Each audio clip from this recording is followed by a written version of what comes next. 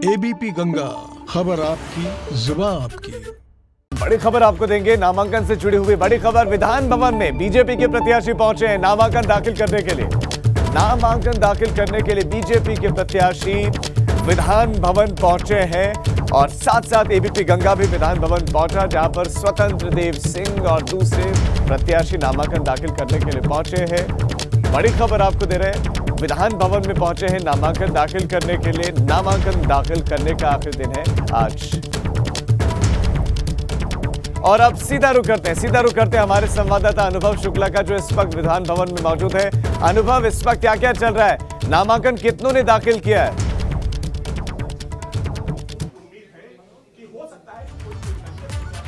देखिए, बिल्कुल हम आपको तस्वीर दिखाएं, विधान भवन में मौजूद है और नामांकन इधर जो है रूम, वहां पर पुरुषोत्तम दास टंडन हॉल है, वहीं पर ये विधान परिषद चुनाव के लिए एक दफ्तर बनाया जाता है, अस्थायी दफ्तर होता है और वहीं पर कैंडिडेट जाकर नामांकन दाखिल करते हैं। उस तरफ जो दरवाजा आपको दिख रहा है, जो मार्शल दिख रहे हैं, वहीं पर बीजेपी का विधानमंडल दल का ऑफिस है और सभी जो 10 एमएलसी उम्मीदवार हैं वो पहुंचे हैं और इसके अलावा मुख्यमंत्री खुद वहां पर मौजूद है और दारा सिंह चौहान भी यहां पर हैं, वो खुद मऊ से।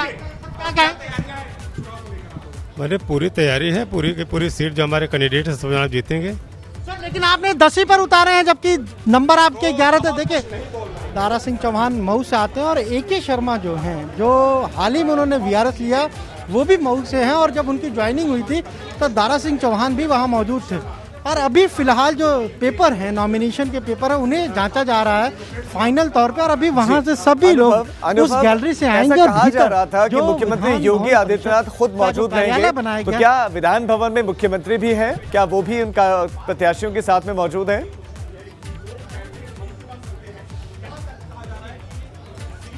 देखिए, बिल्कुल जो बीजेपी का विधानमंडल दल का ऑफिस है वहां पर वो भी मौजूद है और इसके अलावा वहां पर जो है वो जो स्वतंत्र देव सिंह प्रदेश अध्यक्ष मौजूद है, क्योंकि वो कैंडिडेट भी है। दिनेश शर्मा उप मुख्यमंत्री है, वो भी कैंडिडेट हैं। इसके अलावा पार्टी के जो बड़े पदाधिकारी हैं वो सभी लोग जो बीजेपी का विधानमंडल का जो ऑफिस है यहाँ विधान भवन परिसर में, वहाँ मौजूद है और वहाँ से कहा जा रहा है कि तकरीबन 10 मिनट के भीतर सभी लोग वहाँ से निकलेंगे और इधर जाएंगे जहाँ पर विधान परिषद का ये चुनाव का नॉमिनेशन भरा जा रहा है, क्योंकि ये अस्थायी दफ्तर जो है वो यहीं बनाया जाता है हमेशा से, जो पुरुषोत्तम दास टंडन हॉल है वहीं पर, और वहीं सभी लोग अभी पहुंचेंगे और तमाम बीजेपी के कार्यकर्ता भी पहुंचे हुए हैं। लेकिन यहाँ पर चूंकि कोरोना काल है और भी सारी चीजें, इसलिए मीडिया को प्रतिबंधित किया है। इससे आगे मीडिया को फिलहाल जाने की इजाजत नहीं दी जा रही है। लेकिन इतना जरूर है,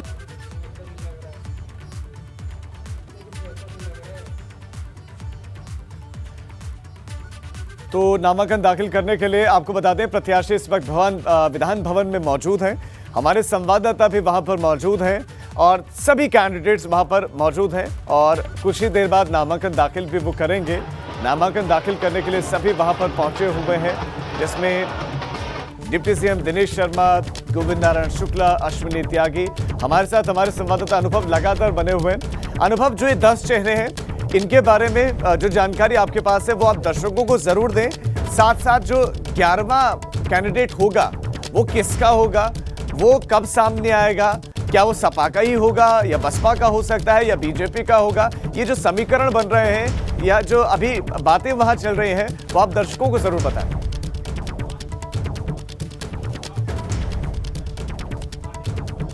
देखिए, बिल्कुल 12 सीटें खाली हो रही हैं और 12 सीटों पर अभी तक तो जो दिख रहा है 10 बीजेपी के उम्मीदवार हैं और 2 समाजवादी पार्टी के हैं। ऐसे में अगर 12 सीटों पर 12 ही उम्मीदवार होंगे तो फिर चुनाव की नौबत नहीं आएगी, फिर वहां पर निर्विरोध निर्वाचन हो जाएगा। लेकिन बीजेपी की सियासत को समझने वाले लोग इस बात को कह रहे हैं कि बीजेपी इतनी आसानी से समाजवादी पार्टी को वॉकओवर नहीं देगी।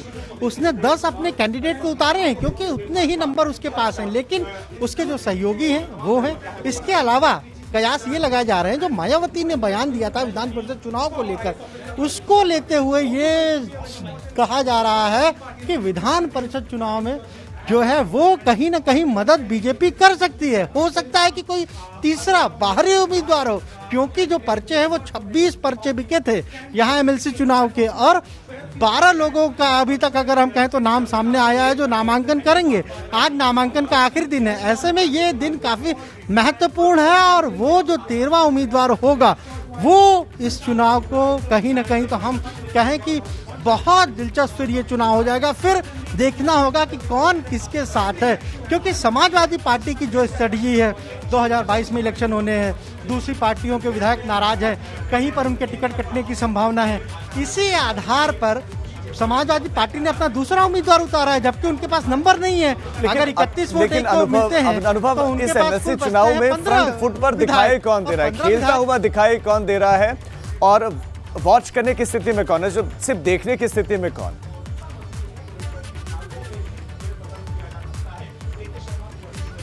देखिए, कहीं ना कहीं बीजेपी को लेकर जो बातें कही जा रही थी कि 11 उम्मीदवार आएंगे, पर 11 उम्मीदवार आए तो नहीं, आए तो 10 ही। पर समाजवादी पार्टी ने बिना नंबर होते हुए भी 2 उम्मीदवार उतार दिए। अहमद हसन को उतारा है, जो अभी वर्तमान में भी एमएलसी हैं और विधान परिषद में नेता विपक्ष है। हम आपको तस्वीर अगर दिखाएं तो सुरेश खन्ना संसदीय कार्य मंत्री हैं और वो फिलहाल इस वक्त जा रहे हैं, फाइलें हैं उनके पास, यानी जरूर ये कागज लेकर जा रहे हैं, क्योंकि काफी समझ है उनको।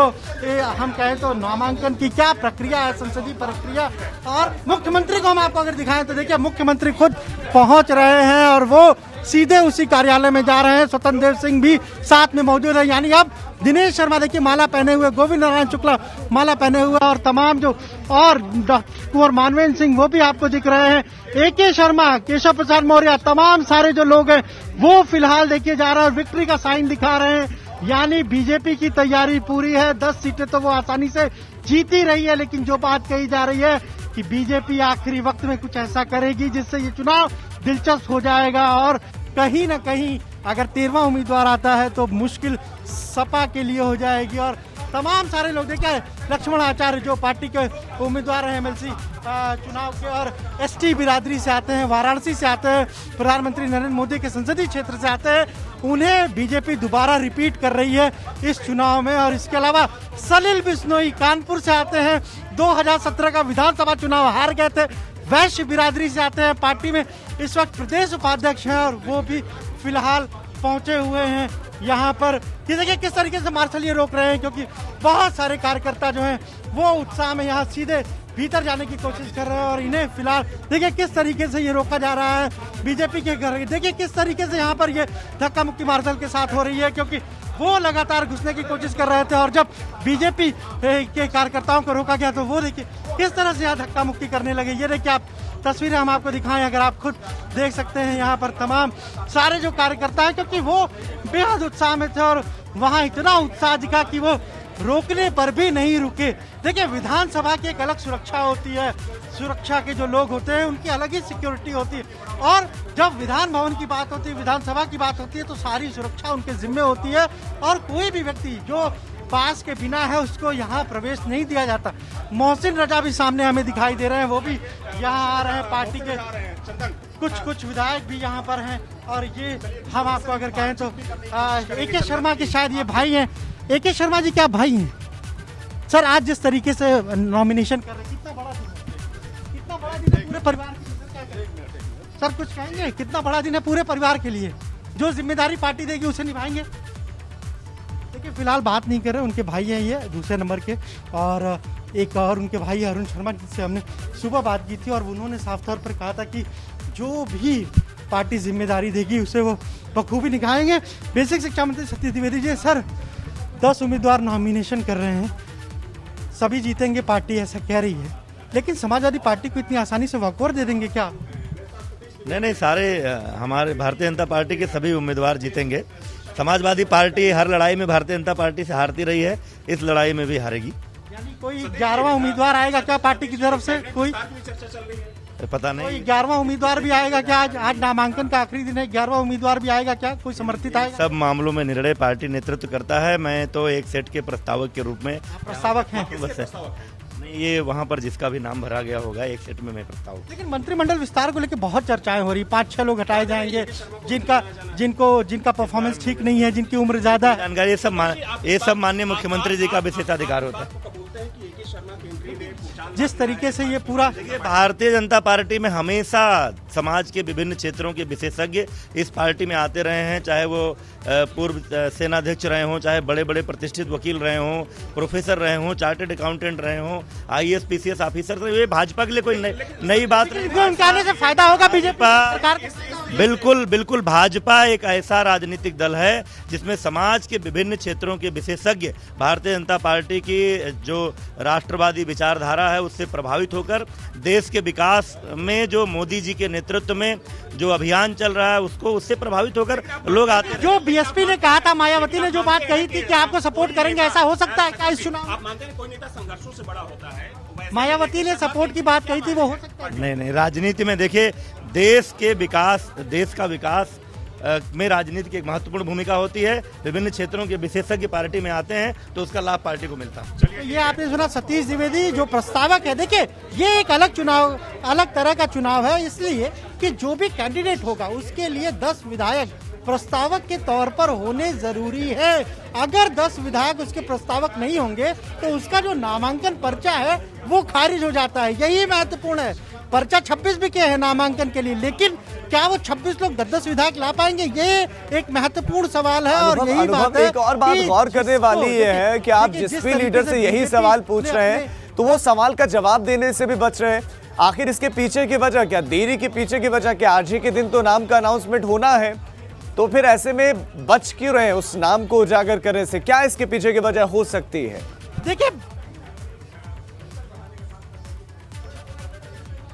बिल्कुल यही तो बड़ी वजह है। बीजेपी अपने पत्ते एकदम आखिरी में खोलती है और अभी भी 3 बजे तक नामांकन होना है, इसीलिए कहा जा रहा है कि वो बता नहीं रहे हैं कि क्या स्ट्रेटजी रहेगी। लेकिन जिसकी भी बात आपने राजीव सुनी, उसने साफ तौर पर कहा कि नहीं, वॉकओवर तो हम नहीं देंगे। हमारे साथ कुछ पार्टी के भी लोग हैं, कार्यकर्ता भी। कितने उत्साह में हैं आप? आज पहुंचे हैं 10 लोगों ने नामांकन, कितने उत्साह? हम लोग को बहुत उत्साह है और खासतौर पूर्वांचल का भी प्रतिनिधित्व होने जा रहा है। हम लोग को बड़ी खुशी है और एक उत्सव का समय है कि इतनी बड़ी संख्या में हमारे विधान परिषद में एक साथ सदस्य जाने वाले, ऐसा भी शायद इतिहास में ना हुआ कि एक साथ इतने विधान परिषद में सदस्य हमारे एक सारे उम्मीदवार जीतेंगे जो कि पार्टी वो सब जीतने वाले हैं। और बहुत बड़ी खबर हमारे लिए है कि विपक्ष बहुत छोटा बन गया है, कहीं उसका कद रह नहीं गया और पूरी एकजुट होकर के पार्टी ने इतने बड़ी संख्या में उम्मीदवारों को नामांकित। देखिए बिल्कुल, यहाँ पर जो कार्यकर्ता भी पहुंचे हैं वो भी खासे उत्साह में है और साफ तौर पर वो कह रहे हैं कि इधर अरे इधर का हम नहीं जा रहे हैं, उधर यहाँ। देखिए यहाँ पर हम आपको अगर तस्वीर दिखाएं तो किस तरीके से यहाँ पर तमाम सारे जो पार्टी के लोग हैं वो पहुंच रहे हैं। और फिलहाल अनुभव, तस्वीरें आप हमें लगातार दिखा रहे हैं और हम आपके पास आगे भी आ रहे हैं। आप हमारे साथ बने रहिए। आप अनुभव हमारे साथ बने रहे। एक बार फिर से MLC चुनाव की बात करते हैं। विधान भवन में पहुंचे हुए हैं तमाम बीजेपी के प्रत्याशी जो नामांकन दाखिल करने के लिए वहां पर पहुंचे हैं। मुख्यमंत्री योगी आदित्यनाथ भी विधान भवन में मौजूद हैं। हम लोग वो सपा के दोनों कैंडिडेट जीतेंगे। लेकिन अगर बीजेपी की तरफ से 11वां उम्मीदवार आ जाता है तो फिर तो आपके लिए मुश्किल खड़ी हो जाएगी। फिर कैसे जिताएंगे? नंबर है नहीं, आप है हमारे पास नंबर है कहाँ? 15 ही तो आपके बस चले है नंबर, वो तो समय बताएगा। चलिए हम 5 बसपा के बागी भी जोड़ ले रहे हैं, 20 हो जा रहे हैं। वो तो समय 4 सुभाषपा भी जोड़ ले, 24 हो जा रहे हैं, फिर भी तो 7 कम हो रहे हैं। मैं नंबर गेम हमारा है और भाजपा के लिए ये मुश्किल खड़ी होगी कि भाजपा के विधायक हमारे साथ आएंगे। भाजपा के भी आएंगे, आप बड़ी बात कह रहे हैं। लेकिन ऐसा तो नहीं है कि आपके यहाँ सेंधमारी बीजेपी का? मेरे यहाँ से कोई सेंधमारी नहीं है। भाजपा के बहुत सारे विधायक संपर्क में हैं, संतुष्ट विधायक हमारे संपर्क में हैं। यानी आप इन सीटों पर, दोनों सीटों पर चुनाव जीतेंगे अगर चुनाव होगा? जीतेंगे। मैं आपसे एकदम आश्वस्त करता हूं कि दोनों सीट हम लोग चुनाव जीतने जा रहे हैं। इस तरह की रणनीति है। लेकिन राज्यसभा में तो आपका दाव उल्टा पड़ गया। राज्यसभा दूसरा था, विधान परिषद इस समय दूसरा है। ये हमारा होगा और दोनों हम लोग जीतने जा रहे हैं और पक्का जीतेंगे आप। समाजवादी पार्टी के विधायक और अहमद हसन के प्रस्तावक भी हैं। आशुतोष जी साफ तौर पर कह रहे हैं कि दोनों जीतेंगे। बीजेपी के तमाम असंतुष्ट विधायक भी उनके साथ हैं। बीजेपी के विधायक हमारे साथ हैं। जिस तरीके से आज नॉमिनेशन हो रहा है, 10 उम्मीदवार ही आपने उतारे। हालांकि कहा जा रहा था आप 11वां भी उतार सकते हैं। अब सपा के विधायक कह रहे हैं कि बीजेपी के बहुत से असंतुष्ट विधायक उनके संपर्क में।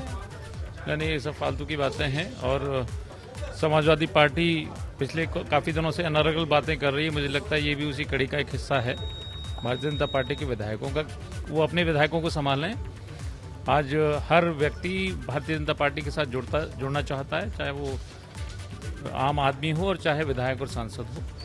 इस समय भारतीय जनता पार्टी का जो सुशासन है देश में, प्रदेश में, पूरा देश और प्रदेश की जनता जुड़ना चाहती है। लोग जो जनप्रतिनिधि हैं दूसरी पार्टियों के, वो अपना आधार खोते जा रहे हैं जमीन पर। 11वां उम्मीदवार भी बीजेपी उतारेगी, किसी को समर्थन देगी क्या? ये पार्टी का निर्णय, पार्टी इसमें निर्णय करेगी। ए.के. शर्मा पूर्वांचल से आते हैं, उनके आने से हमने देखा पूर्वांचल के अलग अलग जिलों से लोग यहाँ पहुंचे हैं। पूर्वांचल के लोग तो बहुत खुश नजर आ रहे हैं। नहीं, तो पूर्वांचल और पश्चिमांचल हमारे लिए अलग अलग नहीं है, पूरा उत्तर प्रदेश है। हमारी पार्टी ने जो निर्णय लिया है उनको लाने का, सोच समझकर एक बहुत अच्छा निर्णय है। बहुत अनुभवी व्यक्ति हैं, उसका लाभ मिलेगा पार्टी को। ये पार्टी के विधायक हैं संजय जी, साफ तौर पर कह रहे हैं कि इसका लाभ बीजेपी को मिलेगा ए.के. शर्मा के आने का। लेकिन जो बात समाजवादी पार्टी के विधायक ने कही, काफी महत्वपूर्ण बात कही। उन्होंने कहा कि बीजेपी अगर 11वां भी उम्मीदवार उतार दे तो उनके पास विनिंग नंबर्स हैं। अब विनिंग नंबर्स क्या होंगे, जब चुनाव आएगा तब इस बात का पता चलेगा कि किसने किस पार्टी में सेंधमारी की है और किसको जीत मिली है।